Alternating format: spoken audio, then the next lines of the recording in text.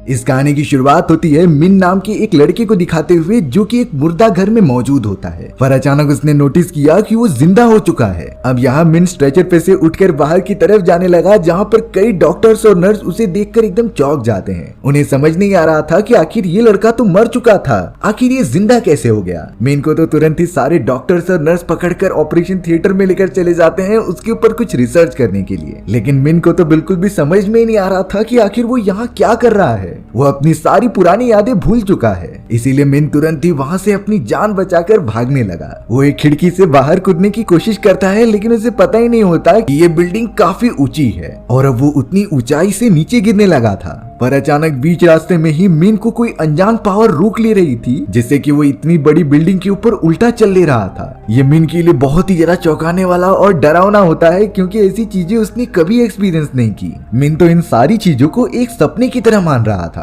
पर तभी वो ऊपर की तरफ देखता है कि एक सफाई कर्मचारी उसके पास आ रहा है और वो भी उसी की तरफ बिल्डिंग पर उल्टा चल रहा था। अब वो सफाई कर्मचारी मिन के पास आकर कहने लगा कि तुम्हें कैसा लग रहा है वापस जिंदा होके। दरअसल ये सफाई कर्मचारी एक गार्डियन होता है जो सारी आत्माओं और इंसानी बॉडी को एकदम अरेंज करने का काम किया करता था। तभी गार्डियन ने मिन को बताया कि तुम मर चुके हो और तुम्हारी आत्मा एक दूसरे आदमी की बॉडी में ट्रांसफर कर दी गई थी, जिसका नाम मिन है। यानी कि अब तुम अपने पास्ट की सारी चीजें भूल चुके हो। पर मिन समझ ही नहीं पा रहा था कि आखिर उसे दूसरी बॉडी में ट्रांसफर ही क्यों किया गया। वो तो गार्डियन से पूछने लगता है कि आखिर मेरे अंदर ये सारी सुपर पावर्स आई कैसे। पर गार्डियन सिंपली कह रहा था कि ये ज्यादा देर तक नहीं रहने वाली। और अब अगले मोमेंट में गार्डियन ने मिन को बिल्डिंग की एक खिड़की पकड़कर रखने के लिए कह दिया, क्योंकि उसकी सारी पावर्स वापस चली जाती हैं। और मिन तो एकदम बिल्डिंग से लटकने लगा था। गार्डियन तो वहाँ से कब का गायब हो चुका होता है, इसीलिए मिन कैसे भी करके खिड़की के अंदर चला गया। यहाँ पर मिन जो काफी ज्यादा कंफ्यूज हो चुका था, वो स्ट्रेचर पर जाकर बैठ जाता है, जिसके कुछ ही देर बाद वहाँ एक नर्स आ गई थी।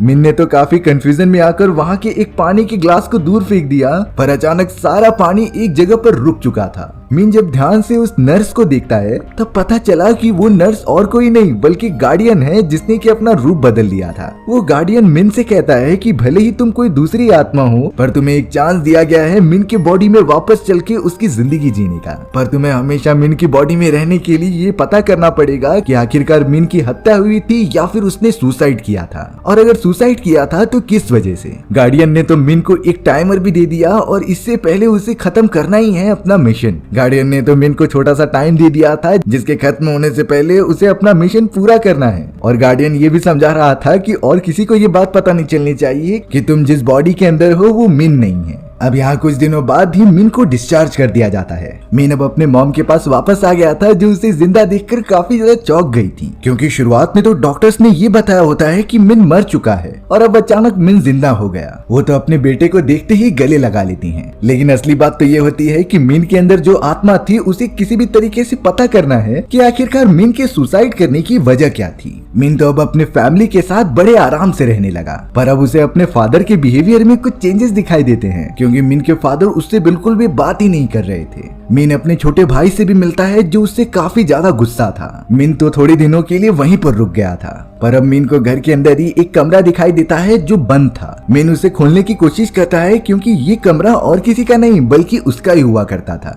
पर वो कमरा लॉक होने के कारण वो ओपन नहीं कर पा रहा होता। तभी मिन का भाई आकर चिल्लाता है कि तुम इसे नहीं खोल सकते, तुम्हें बिल्कुल भी परमिशन नहीं है। पर मिन को तो अब ये पता करना था कि आखिर उस कमरे में है क्या। इसलिए जब उसका छोटा भाई स्कूल चला जाता है तब उसने बहुत सारी चाबियों की मदद से डोर को ओपन करने की कोशिश की, पर वो उसमें भी कामयाब नहीं रहा। इसीलिए खिड़की के रास्ते से वो दूसरे कमरे के अंदर घुस जाता है। वहाँ पर सारी चीजें बिखरी पड़ी हुई थी और उससे मिन का फोटो भी दिखाई देती है, जैसे ही उसने सुसाइड किया था। मिन को तो शुरुआत में सारी चीजें मजाक लग रही थी, लेकिन ये रियलिटी है। तभी अचानक उस रूम के अंदर मिन की मदर आ गई और उससे कहने लगी कि तुम यहाँ क्या कर रहे हो। मिन की मदर कह रही थी कि तुमने एक बार सुसाइड करके अपनी जान लेने की कोशिश कर ली है, पर इसके बाद ये कभी अपने दिमाग में लाना ही मत। मिन की मदर उससे गले लग गई और अब अगले ही दिन मिन को उसके स्कूल में भेज दिया जाता है, जिससे कि वो अपनी पढ़ाई कर सके। मिन की मदर उसे समझा रही थी कि कई लोग तुमसे पूछेंगे कि इतने दिनों से तुम क्यों नहीं आए, लेकिन तुम उन्हें झूठ बोलना कि तुम बीमार थे। किसी को भी पता नहीं चलना चाहिए कि तुमने सुसाइड करने की कोशिश की। अब यहाँ मिन अपने स्कूल में चला जाता है। उसके तो बहुत कम ही दोस्त थे। लिया नाम की सिर्फ एक ही लड़की उससे काफी ज्यादा क्लोज होती है। लिया तो कहीं ना कहीं मिन को पसंद भी किया करती, लेकिन मिन के दिल में ऐसा कुछ भी नहीं होता। अब एक दिन मिन के क्लास का लीडर ये बता रहा था कि हमें नेक्स्ट चैंपियनशिप में पार्टिसिपेट करने के लिए एक अच्छी ड्राइंग बनानी है, इसीलिए मिन उस प्रोजेक्ट के अंदर शामिल हो गया और अच्छी ड्राइंग बनाने लगा। तभी मिन को अपने टेबल पर एक नोट मिलता है जो उसकी क्लासमेट का था। वो उसे लाइब्रेरी में बात करने के लिए बुला रही थी। मिन तुरंत ही लाइब्रेरी में चला गया था और वहाँ पाई नाम की एक लड़की आ जाती है। पाई भी रिसेंटली इस स्कूल में आई थी और वो मिन के साथ हमेशा रहती। सच्चाई तो ये होती है कि कुछ समय पहले मिन पाई को पसंद करने लगा था और ये बात मिन के अंदर मौजूद उस आत्मा को भी पता चल जाती है, इसीलिए वो पाई के साथ काफी सारा समय बिताने भी लगा था। मिन के अंदर मौजूद जो आत्मा है वो मिन के मॉम की डेबिट कार्ड लेकर काफी सारी शॉपिंग करने लगी और मिन ने तो अपना हेयर स्टाइल पे भी काफी खर्चा किया था, क्योंकि उसे पाई को इम्प्रेस जो करना होता है, और शायद पाई इम्प्रेस भी हो चुकी थी जो उसे काफी ज्यादा पसंद भी करने लगती है। मिन की लाइफ तो काफी अच्छी तरीके से चल रही थी। अब एक दिन स्कूल में मिन के फादर आ जाते हैं जो उससे कह रहे थे कि आज स्कूल के थेरेपिस्ट के साथ तुम्हारी एक मीटिंग है, यानी कि मिन को उस थेरेपिस्ट से मिलकर अपना इलाज कराना पड़ेगा और ये फिलहाल के लिए उसे 1 महीने तक करते ही रहना है। मिन के पास कोई और ऑप्शन नहीं था, इसीलिए वो थेरेपिस्ट के पास मिलने चला गया होता है। पर तभी वो थेरेपिस्ट बहुत ही पागलों की तरह बिहेव करने लगा और सारे मेडिसिन को हवा में फेंक दिया। तब जाकर मिन को यह एहसास हो गया था कि ये और कोई नहीं बल्कि गार्डियन है। गार्डियन थेरेपिस्ट का रूप लेकर मिन को समझाने आया था कि तुम्हारे पास बहुत कम समय बचा हुआ है और इतने समय में तुम्हें पता लगाना ही होगा कि आखिर मिन के सुसाइड करने की वजह क्या थी। तुम जैसे ही ऐसा करोगे तब वो टाइमर रुक जाएगा और तुम आजाद हो जाओगे। मिन तो अब इस केस पर बहुत ही ज्यादा अच्छी तरीके से सोचने लगा था, जिससे कि उसे पता चले कि असली वाली मिन की मौत कैसे हुई थी। अब स्कूल के अंदर काफी बड़ा फेस्टिवल होता है जिसे कि सारे स्टूडेंट एंजॉय कर रहे थे। मिन तो अच्छे कपड़े पहनकर पाई को ही ढूंढने लगा जो एक कमरे में जाकर रो रही थी। अंदर जाके पूछने पर पाई ने मिन को बताया कि मैंने अपने एग्जाम में काफी लो स्कोर किया है, जिससे कि मैं टॉपर नहीं बन पाऊंगी। लेकिन मिन पाई को समझाता है कि भले ही तुम अभी स्कोर अच्छा नहीं कर पा रही हो, लेकिन तुम जैसे जैसे और ज्यादा टाइम दोगी तुम्हारे स्कोर ग्रेजुअली बढ़ जाएंगे। मिन की बातें सुनकर पाई को थोड़ी सी हंसी आने लगी। अब यहाँ मिन पूछने लगता है कि क्या हम दोनों अच्छे कपल बन सकते हैं। पाई ने इसका जवाब दिया कि तुम अभी तक मुझे कहीं बाहर घुमाने नहीं लेकर गए। मिन पाई का इशारा समझ जाता है, इसीलिए वो उसे डायरेक्टली लेकर फेस्टिवल में चला आया था। दोनों तो साथ मिलकर काफी सारे मजे कर रहे थे। पाई मिन को कहती है कि तुम पहले से काफी ज्यादा अच्छे हो चुके हो और खुश रहने लगे हो, हमेशा तुम ऐसे ही रहना। मिन ने तो पाई को पूरे फेस्टिवल में अकेला नहीं छोड़ा और उसके साथ मजे किए। अब घर पर आने के बाद मिन की मदर उसके फादर से बातें कर रही थी, जिसमें कि वो काफी ज्यादा टेंशन में लग रही होती है। बातें सुनने पर पता चला कि मिन के फादर ने उनकी अंगूठी बेच दी है अपने बहुत ही ज्यादा इंपॉर्टेंट काम के लिए। इन सारी चीजों की वजह से मिन की मॉम बहुत ही ज्यादा टेंशन में लग रही थी। पर अब मिन किचन में जाकर अपनी मॉम को सपोर्ट करता है और खाना भी बनवाता है। साथ ही साथ वो उन सब्जियों को खा रहा था जो असली वाला मिन कभी टच भी नहीं करता। मिन की मदर तो ये देखकर एकदम शॉक रह गई कि मेरा बेटा तो किचन के अंदर आता ही नहीं था और उसे ये सारी चीजें बिल्कुल नहीं पसंद थी, तो आखिरकार वो अचानक से ये कैसे खा रहा है। लेकिन मिन की मॉम अपने बेटे के इस बदलते हुए रूप को काफी ज्यादा पसंद कर रही थी। अब मिन यहाँ पर स्कूल में आने के बाद पाई को लगातार ढूंढता जा रहा था, क्योंकि उसे पाई कहीं दिखाई नहीं देती। लेकिन तभी मिन नोटिस करता है कि पाई एक कमरे में अपने टीचर के साथ मौजूद है और उसका टीचर पाई को काफी अजीब तरीके से टच कर रहा था। पर सबसे ज्यादा शॉकिंग बात तो ये होती है कि पाई भी अपने टीचर को मना नहीं कर रही थी। इन चीजों को देखने के बाद मिन काफी ज्यादा उदास हो गया और ग्राउंड में आकर बैठ जाता है। हालांकि उसने इन सारी चीजों के रिलेटेड पाई से कुछ बातें नहीं की, पर उसे टीचर पर काफी गुस्सा आ रहा होता है, इसीलिए उसने क्लास में जाने के बाद टीचर को मार दिया। इसीलिए उसने क्लासरूम में जाने के बाद टीचर को बहुत जोर का मुक्का मार दिया। पाई मिन को पकड़कर टेरेस पर लेकर आ जाती है और बताने लगती है कि तुम ऐसा क्यों कर रहे हो। तब मिन पूछ रहा था कि आखिर तुम टीचर की इतनी प्रोटेक्शन क्यों कर रहे हो। तब जाकर पाई कहने लगी कि मुझे जानबूझकर ऐसा करना पड़ रहा है, क्योंकि वो टीचर मेरे सब्जेक्ट के स्कोर काफी ज्यादा बढ़ा रहे हैं और ये सारी चीजें मुझे हेल्प करेंगी ओलंपिक्स में जाने के लिए। मुझे किसी भी तरीके से वहां तक पहुंचना है। यहाँ मिन को समझ में आ चुका था कि पाई ये सारी चीजें करने के लिए कुछ भी कर सकती है, इसीलिए वो उसे वहीं पर छोड़कर अपने फादर की कार में आ गया। मिन के फादर तो अच्छे से बात कर रहे थे, पर वो उनके ऊपर चिल्लाने लगता है, क्योंकि मिन के फादर ने उसके मॉम की अंगूठी बेच दी अपने काम के लिए। इस बात से मिन काफी ज्यादा गुस्सा था। मिन तो अब इन सारी चीजों से बहुत ही ज्यादा परेशान हो चुका था, क्योंकि उसके साथ कोई भी नहीं होता।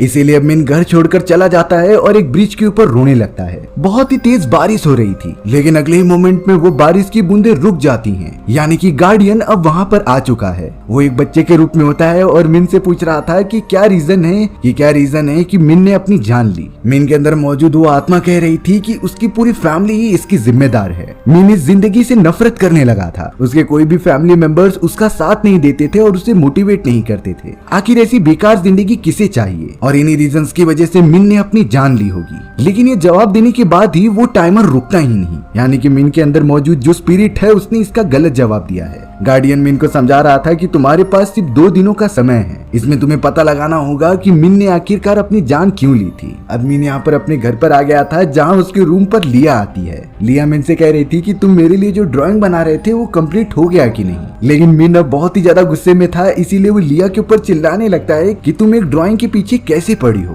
तुम यहाँ से चली जाओ, मैं तुम्हें बिल्कुल पसंद नहीं करता। लिया का दिल इससे काफी ज्यादा दुखता है, इसीलिए वो वहाँ से चली गई। अम्मीन यहाँ पर अपने मॉम एंड डैड की चुपके से बातें सुन रहा था, जिसमें कि उसके डैड ने मॉम को वही अंगूठी लाकर वापस दे दी होती है। पर यहाँ मिन की मॉम एक बहुत ही गहरा राज ओपन कर रही थी और उन्होंने बताया कि मेरा एक्स्ट्रा मैरिटल अफेयर चल रहा है। इस बात से मिन के फादर काफी ज्यादा गुस्सा हो गए। मिन की मॉम जब उसके पास आती है तब वो माफी मांगने की कोशिश कर रही थी, लेकिन मिन यहाँ पर उनसे भी गुस्सा था। वो आखिरकार अपने फैमिली को छोड़कर किसी दूसरे आदमी के साथ कैसे रिलेशन बना सकती है। जब वो दोनों रास्ते में आगे बढ़ रहे थे तभी अचानक एक कार उनकी कार से आकर टकरा गई। ये काफी बड़ा एक्सीडेंट होता है जिसमें मिन की मॉम को चोट लगी थी। मिन हॉस्पिटल में अपनी आंखें खोलता है और वो तुरंत ही अपनी मॉम को देखने चला गया। उसकी मॉम की हालत बहुत ही ज्यादा खराब होती है। मिन के डैड और मिन का भाई भी वहाँ पर पहले ही मौजूद था। अब मिन का छोटा भाई उससे कह रहा था कि अगर तुम्हारे मन में जो भी चीजें थी तुम्हें शेयर तो करनी चाहिए थी। आखिर हम सब तुम्हारी फैमिली हैं और तुमसे प्यार करते हैं। तुम्हें इस तरीके से बिल्कुल भी सुसाइड के बारे में नहीं सोचना चाहिए। कुछ ही दिनों के अंदर मिन को डिस्चार्ज कर दिया जाता है, पर उसे धीरे धीरे एहसास हो रहा था कि उसकी फैमिली हमेशा से उसे सपोर्ट करती थी, यानी कि फैमिली प्रॉब्लम कुछ नहीं हो सकती।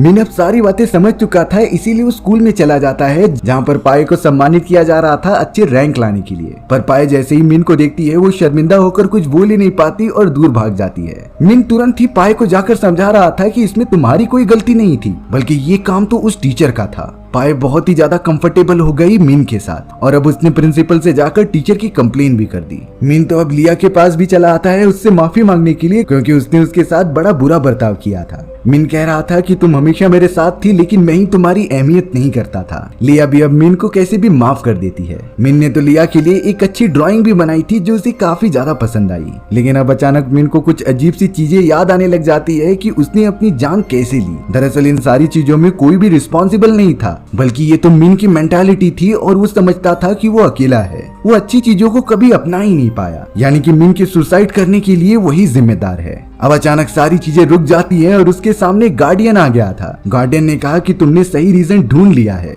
और इसीलिए वो मिन की आत्मा को आजाद कर दे रहा था। मिन के अंदर जो भी दूसरी आत्मा मौजूद थी वो अलग हो जाती है और मिन की पुरानी आत्मा उसके बॉडी में वापस आ गई थी। यहाँ मिन को एहसास हो जाता है कि उसने कितनी बड़ी गलती की है और वो सारी चीजें सुधारने के लिए चला गया था। वो तो लिया से भी मिलता है और हॉस्पिटल में जाकर अपनी मॉम से भी मिलता है। उसने डिसीजन लिया कि आगे से वो सुसाइड के बारे में नहीं सोचेगा और अपनी फैमिली को पूरी तरीके से सपोर्ट करेगा। इसी तरीके से हमारी ये कहानी यहीं पर खत्म हो जाती है। अगर आप डॉक्टर मूवी टेलर पर नए हो तो सब्सक्राइब जरूर कर देना, क्योंकि इसी तरीके की मजेदार कहानियां आने वाली हैं। तब तक के लिए बाय बाय।